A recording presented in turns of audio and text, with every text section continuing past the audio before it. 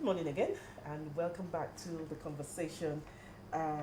It's still, it's still the conversation, and we are in the Lagos segment Yes, we where are. we dive deep into stories that shape our communities. Today, we're bringing you a special episode from the heart of Lagos, where a major infrastructure project has just been completed. The Mushin flyover, this overpass, is the last of the 5 built along the Red Line corridor and is expected to transform the daily commute for thousands of Lagosians. But what does that mean for the people who live and work in this bustling area? Join us as we sit down with a critical stakeholder to understand the impact of this new development and explore what it means for the future of transportation in Lagos. Sitting here with us is Bola Obale. Bola Obale, he is the Community Development Committee Publicity Secretary, Odiolowo Ojuwoye, LCDA. You're welcome, sir. Thank you very much, madam. Good morning. You too, thank you for, helping us pronounce those names. So let's begin. The flyover in Mushin was inaugurated just on Saturday. And, before then, that place has received a facelift prior to now. Can you take us through an overview of how that place used to be? Because, when we started, just before we came on air, I said, that place used to house a lot of beggars. And you said, no, it's no longer like that. There. So, take us back. Good morning once again. Thank you for having me. My name is Bola Obale, the Publicity Secretary, CDC, Odiolowo Ojuwoye chapter. Well, in the past, where the Overpass is located, used to be a place where we cannot have both train and vehicular movements going on concurrently. In the past, it used to be the train is coming, the vehicle has to stop. And when the train done, with its own operation, that is when the cars, the vehicles can. Movement. And the attendant, security challenges that comes with that. When train is coming, everybody is panic. No car should run into the upcoming train. And everybody will have to be very, very careful. At that point in time, all movement stand still till the train goes on. And that will now be a thing of the past. Now, all activities can go on concurrently, simultaneously, without one running into the other. The train goes underneath the overpass, the vehicular movement goes on the same time up there, while the pedestrian too do their business, and no one disturb the other. Of course, like you said, the destitute, around that place, you are correct. That means you must have been there before you know this. I know that place very well. Development. Kayode, towards Toll Gate, towards Ogumokun. Yes, that is how it used to be. But I can tell you, with all this infrastructural development, all those things are no longer there. Because there couldn't have even be any place for them, for that anyway. There are the Lamata train station is ongoing there. There's a school. Besides that, that is the point where those destitutes used to stay. Although the school was demolished, it was in the right of way of the flyover. The school was not demolished. Yes, but from the remaining space we have after the completion, of all the projects, there is a school along Kayode. We call it Mushin Public School. Okay. Houses were demolished along Kayode too. That school was equally affected, and the school is now relocated to that space now, beside Lamata, ongoing train station. Okay. So since now, let's come back to the now. We were in the past before, so let's come back to the now. So now that we have this infrastructure has been open for use, what are the things that you have observed, since Saturday? How has traffic been in that area? Like I just said, of course, and expectedly, the vehicular movement there definitely will change. In the past, it used to be a narrow passage, but now it is opened up for more vehicular activities. So more vehicles are now coming in. So we have the patronages of more vehicles. It's been, you have to be careful before you can just run through the road without you carefully, looking right or left. But now you dare not try that. You have to be very, very careful. Let me, at this point, that is what is on the lips of our people in that community. We must thank the governor very, very well for giving us this project. It's a fantastic job he has done there. People of Odiolowo Ojuwoye community really appreciate this gigantic project. Of course, like an Oliver twist, we are not saying it's Oru yet. Yeah. We are expecting more. But at least for this one he has done, we really appreciate it. Like the Yoruba will say, Amolori.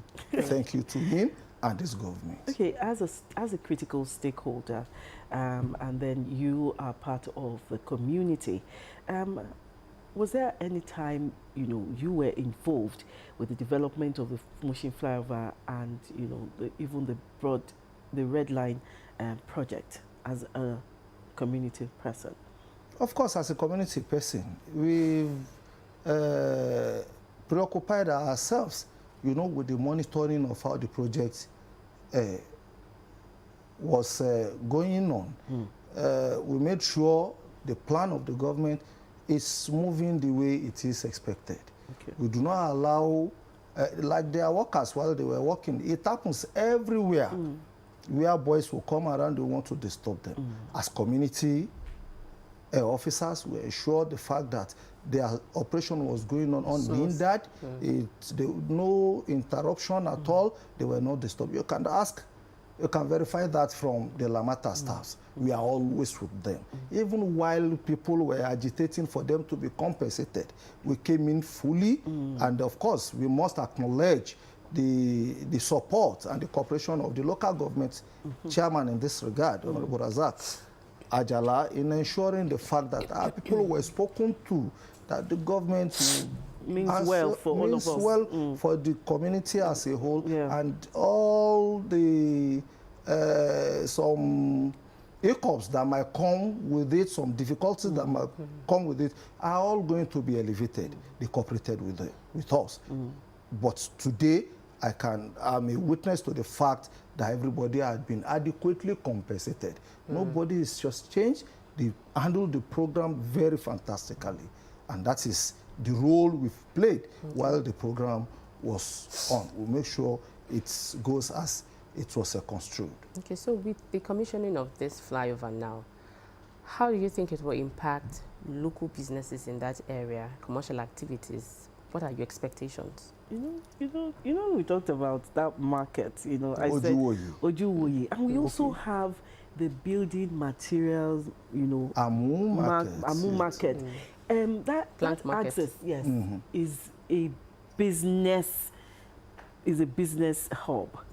So, the question she asked, what impact will you have? What are your expectations? Good. Definitely, like we've said, there's going to be more vehicular density in the area.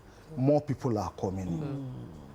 Like, let me more people are coming. Let me paint the scenario like this. Within the local government, for people who are conversant with that terrain, the Ojuwoye market, for instance, if you are living at Ilupeju, before you can connect Ojuwoye, you will have to go through Jibowu. Yes. You go through Agege Motor Road before you get to Ojuwoye. That is a journey, all things being equal, that will take you nothing less than 30, 40 minutes. But now? But now with this bridge, from Ilokweju to Ojuwoyi, it's less than 5 minutes. Life made simple. Life made so simple and easy to live. You know, going through that stress, some people might opt for, when going from Ilokweju 45 minutes, I would rather wait till when I will get what I want to take her to Ojuwoyi, probably on my way to work. And the money, you know, that's supposed to reside in the economy of that community is taken elsewhere. But with this bridge now, it's an easy thing. You wake up in your house, let me get to Ojuwoyi, let me go to Amu, where you can get your building material. It boosts business. So where if you are commuting, you are left with variety of alternatives on which route do I take, how do I go about it. So while that one is going on, it leaves more money in the pocket of our people. Of course, you know what it will bring to the economic status of that area, considering how much the lands are sold prior to when that bridge was not there. How much people are renting a house prior, you know, to that. You know, it's a beautiful edifice now, and everybody wants to be associated with good things. So more people are expected to come into that community, and if you have more people will have, the more the economy of that the more the area merrier. is. I mean, like the popular saying goes, you know, the more the merrier. The more the merrier. Okay, the Mushin flyover is part of a larger network of infrastructure projects along the Red Line rail corridor. So how do you see this integrated approach to transportation benefiting the people of Lagos as a whole? I've just said, you know, in the past. Beyond locality. Beyond your community. Of course, I've just said, the one we have painted so far is the one that has to do with the immediate community. I told you not quite long that if people are, for instance, if you are coming from Maryland and you are going to Surulere, once you are going to Surulere and you are on a Ikorodu road, you can only be on a Ikorodu road till you get to Surulere. If they sold up, you have to manage it. If the road is free, you have to manage it. But now, with this bridge, if you are on a Ikorodu road and you remember, oh, there's something I need to take somewhere along Mushin, you have an alternative. Even if without unnecessarily taking you any extra hour. And this will also so ease from traffic Ikorodu congestion. Road, You link Agege Motor Road, Agege Motor Road, yes, and then straight to Surulere, to VI, anywhere in Lagos State you want to go. And that does not necessarily mean you are spending more than... So it shortens travel time. The travel time is shortened. Okay. All right, we have a report on the commissioning of the Mushin flyover. We'll take that now. When we return, the conversation continues. The people of Mushin, Onipan, Ogumoko, and its environs welcomed their governor, Babajide Sanwo-Olu, with resounding cheers and approval.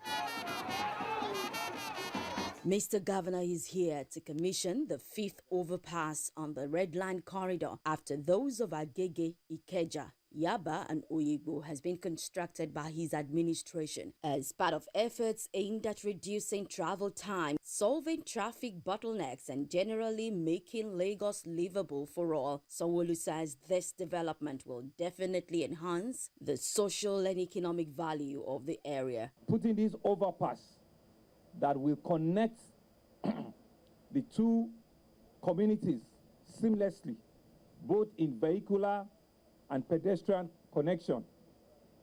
You can imagine the economic value and the economic benefit this bridge has done to these two communities. Journeys that hitherto will take, because, I mean, the rail is, I'll talk about the rail, will have taken them 45 minutes, 1 hour, just to go and turn all the way at Moshalashi or Jibo. All that are things of the past now, because you can do it in a safe and a secure environment. He affirmed that compensation has been paid to those whose property had to give way for the infrastructure, giving kudos to Lamata for doing a great job. Governor Sanwo-Olu enjoined the residents to own the infrastructure and protect it from deliberate destruction. For us, it's about keeping faith with our citizens. It's about ensuring that we can make this place a lot better for them and make it a lot better than we met it. To do this, of course, there were a few disruptions. Houses have to be shaved off, and you've seen that new modern buildings are even coming up because all of them were adequately compensated. Members of the Lagos State Executive Council, including the Deputy Governor Obafemi Hamzat, joined Governor Babajide Sanwo-Olu at the commissioning of the final overpass built for construction on the part of the Lagos State government, awaiting the fulfillment of the federal government's part of the bargain.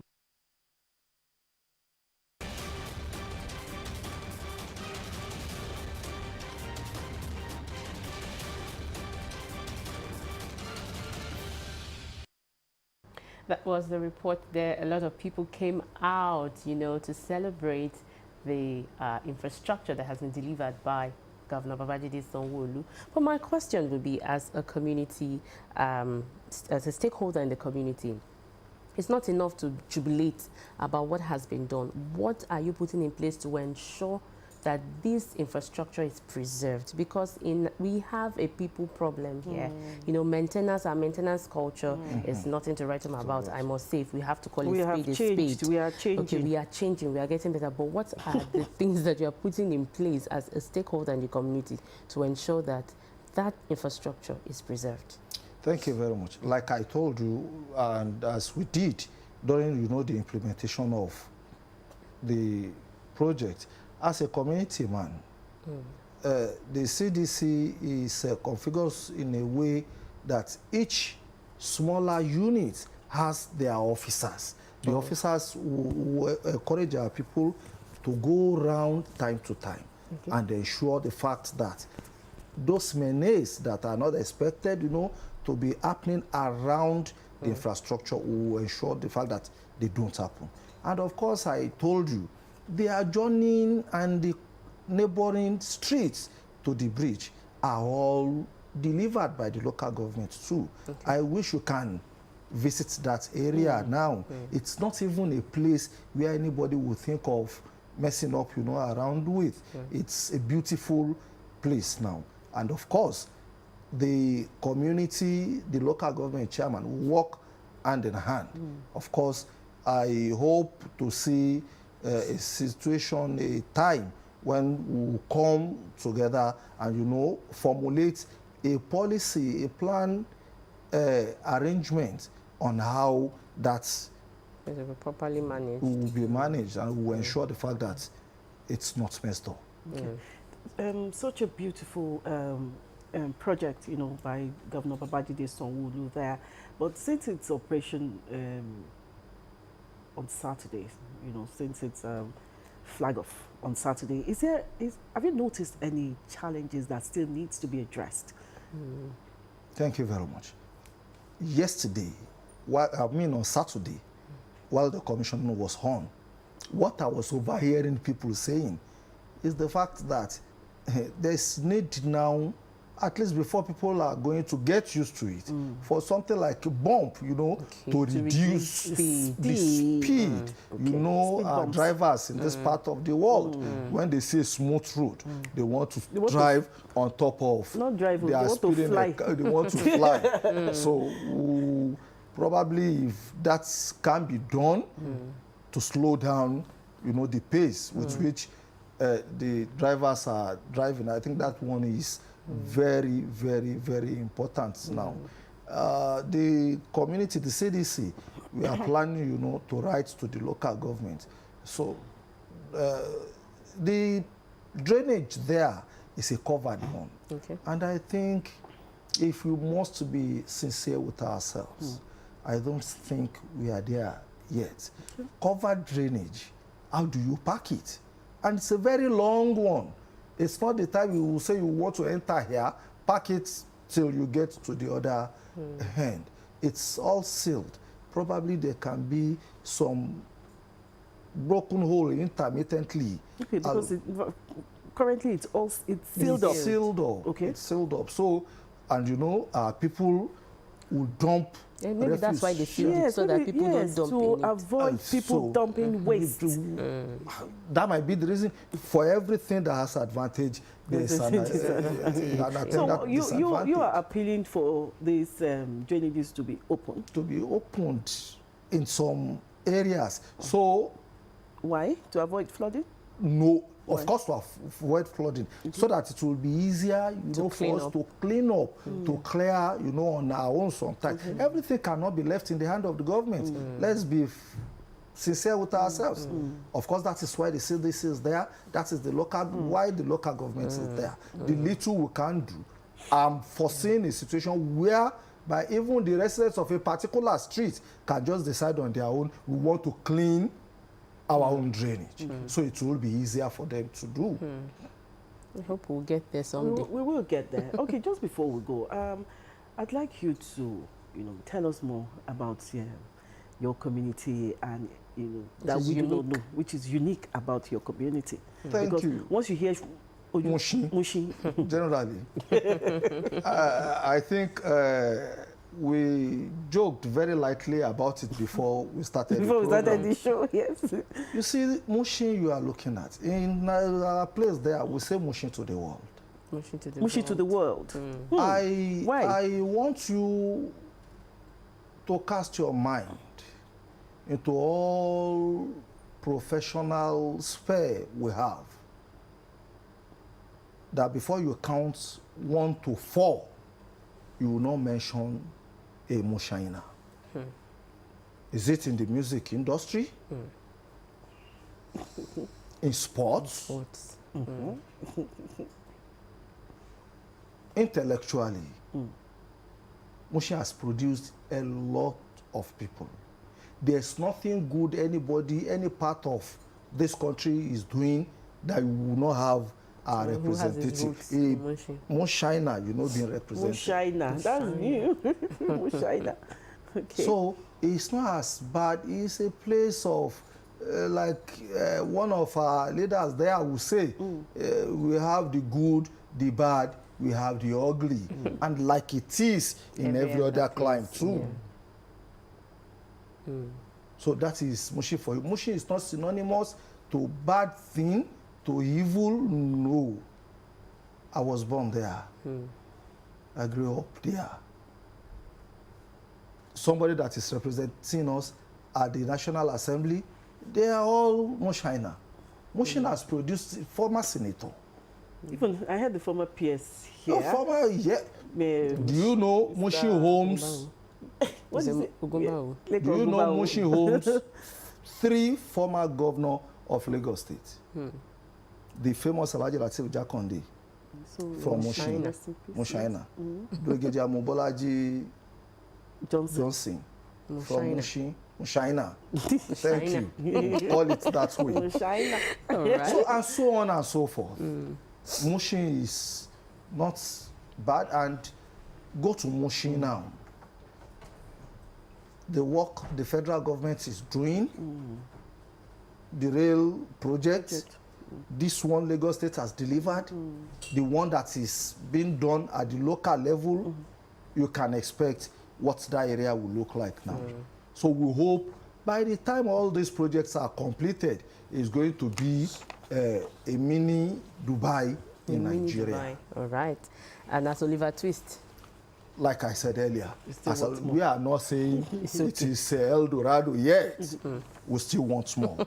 So we beg the governor, we beg the local government chairman not to rest on their horse. They must continue delivering on their promises to the people of Odiolowo Ojuwoyi. Thank you very much. The CDC Publicity Secretary, Odiolowo Ojuwoyi, LCDA, Bola Obali. Hope I got that right. You are correct. All right. Yes. We've been talking about the commissioning of the Mushin flyover that was delivered, on Saturday, commissioned by our dear Governor Babajide Sanwo-Olu. Thank you very much for joining the conversation today. The show continues right after this break. Stay with us.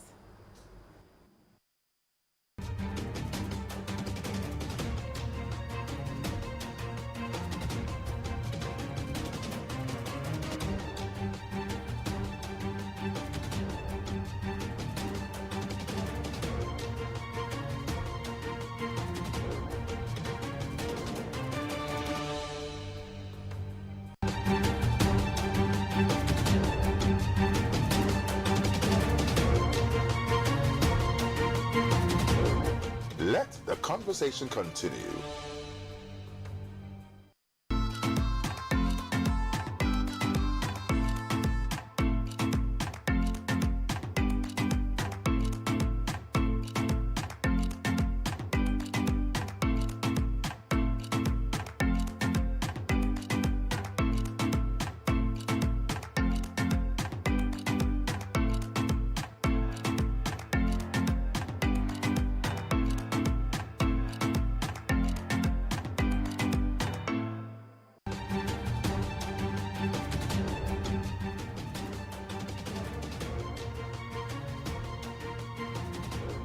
Let the conversation continue.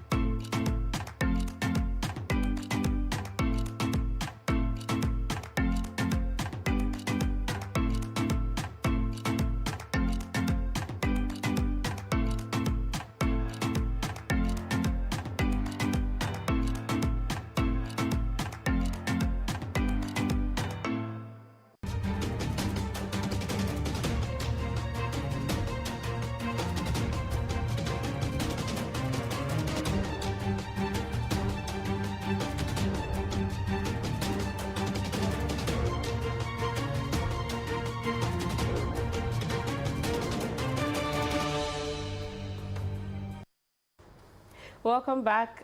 We had an interesting time in the studio here today, and again, things are working in Lagos, and we are grateful for it. Even though some people will say that I'm not living in Lagos. Hey, at least you are enjoying Lagos. I'm rejoicing with those that are rejoicing. What caught my attention over the weekend when I saw a press release by the Special Advisor Media and Publicity of Mr. Governor is the fact that, you know, some engineering students, you know, on internship had an opportunity to get first-hand practical knowledge, you know, during the construction. Yes, of a bridge. I would, you know, like to commend Lamata for that. Well, that's quite good. You know, taking engineering beyond the four walls of the classroom, making them have practical experience on the field. And Lagos is what it is. We'll continue to move forward and be the reference point for good governance. Whether you live in Ogun State or Osun or Ondo, it will take some time before you catch up with Lagos. And whether the camera is coming on you or not, camera is camera. Okay, the fact is, it's not only happening. Is camera not camera? Yes, it is. It's not only about the flyover, because I cover infrastructure for Lagos Television, and everywhere there is a construction in Lagos, we have interns. Yes, we have interns attached to those people. This particular bridge, this Okpepi Link Bridge, we have interns there too. So virtually every construction by Lagos State, we have interns to learn all those, not about theory now, but it's about the practicals. I felt the idea, whoever sold it, should be taken to church, and the church would just pray for the person, because it was very laudable. And the fact that Lagos State government decided to run with it is absolutely We can also incredible. commend Joshua, who takes it upon himself to have like a 50 interns every day. Yeah. Yeah. What? Yes. So we should take it to And church Bablo, too. and Bablo Yeah, too. they have about 50 interns Bablo too every engages day. his interns. So that he let me takes give you through my, the just job. a short experience. So I did internship in way back in 2003, and I was very focused. I had another very senior intern who decided to teach me how to write news, because every time I go for events, when I get there, I'll come back, I'll be confused. Yes, I don't know where to start from. So many people say so many important things. Yes. So I'll just be looking, I'll be confused. Then I had a boss then, I'm talking about Federal Radio Corporation of Nigeria. So we had very mature, Adeyinka Amusu, Kola, Regina, so many